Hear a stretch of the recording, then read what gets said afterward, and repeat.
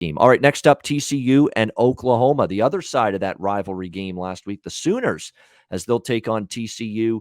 Oklahoma, 13.5-point home favorites, 65 the total in this game. This definitely has the feel of, look, because we got to believe Caleb Williams is going to start at quarterback for Oklahoma. Why wouldn't he?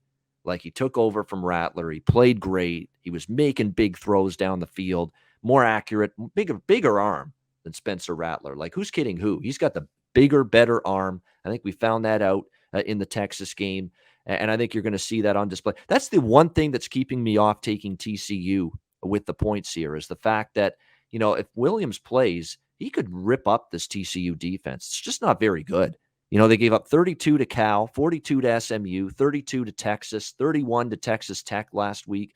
Luckily, they scored 52. Max Duggan and the Horned Frogs offense just jumped out. Yeah, week. they just jumped out to that big lead. Yeah, exactly. And then they hid from there. I lean TCU. It's an obvious potential, letdown spot, especially when you're laying almost 2 touchdowns like this for Oklahoma. But I'd be scared with the way Williams has played. And isn't it funny, Connor? Usually you see the money come against a team in this kind of spot off a huge win, potential letdown spot, yet the money's come in on Oklahoma. I think that tells you the betting markets really love this kid, Caleb Williams, and what he could be.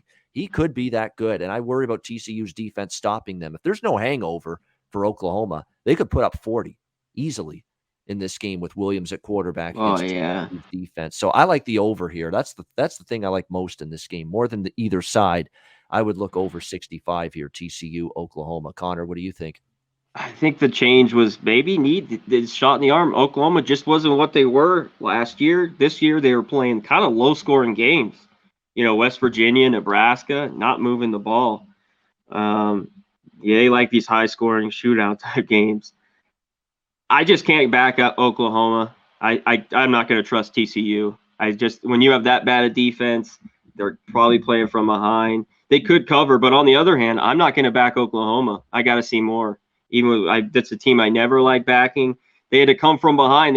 People were so probably pissed off in the first half if you had been taking Oklahoma all year and then you laid the 3.5 with them, and then they come roaring back, not only win, cover.